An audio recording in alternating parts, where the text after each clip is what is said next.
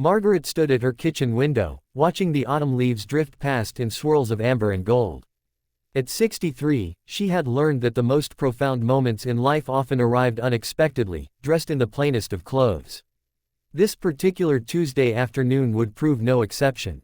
She had been preparing her late husband's favorite soup, though Robert had been gone nearly 2 years now. Some habits, she found, brought comfort in their persistence. The act of chopping vegetables and stirring the pot connected her to happier times, to a love that had spanned 4 decades.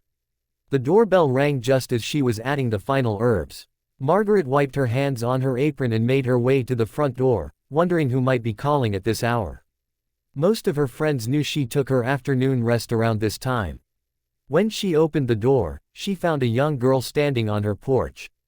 The child could not have been more than 7 or 8 years old, with tangled brown hair and eyes red from crying. She wore a thin cotton dress despite the October chill, and her small feet were bare and dirty. In her arms, she clutched a baby wrapped in what looked like a kitchen towel. "Please," the little girl whispered, her voice trembling. "Please don't hurt us. We're just cold and hungry.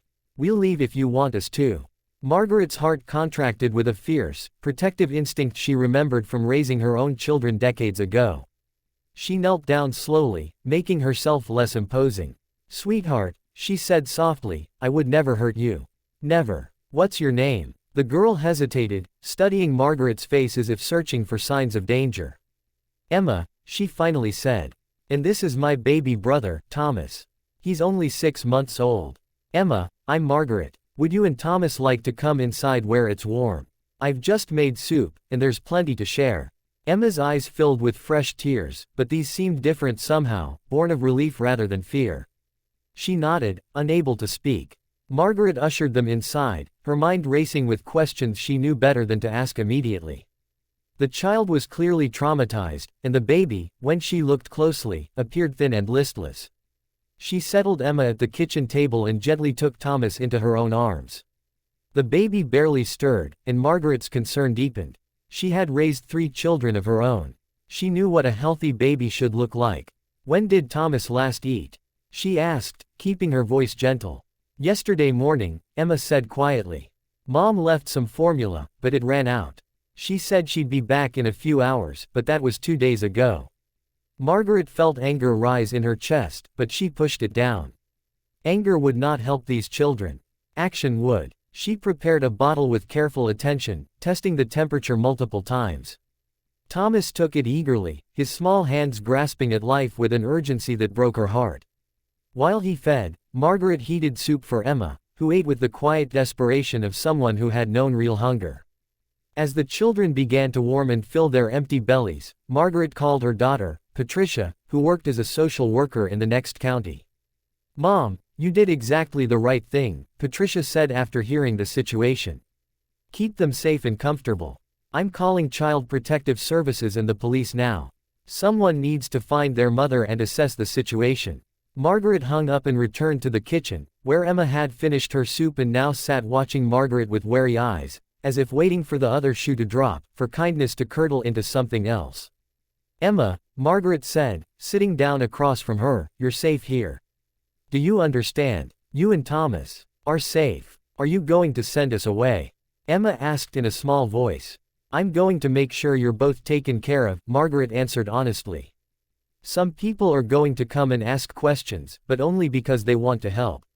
I promise you, sweetheart, I will not let anyone hurt you." Emma nodded, and Margaret saw something in the child's eyes that looked like trust beginning to take root. An hour later, the doorbell rang again. Margaret opened it to find a tall man in an expensive suit standing on her porch.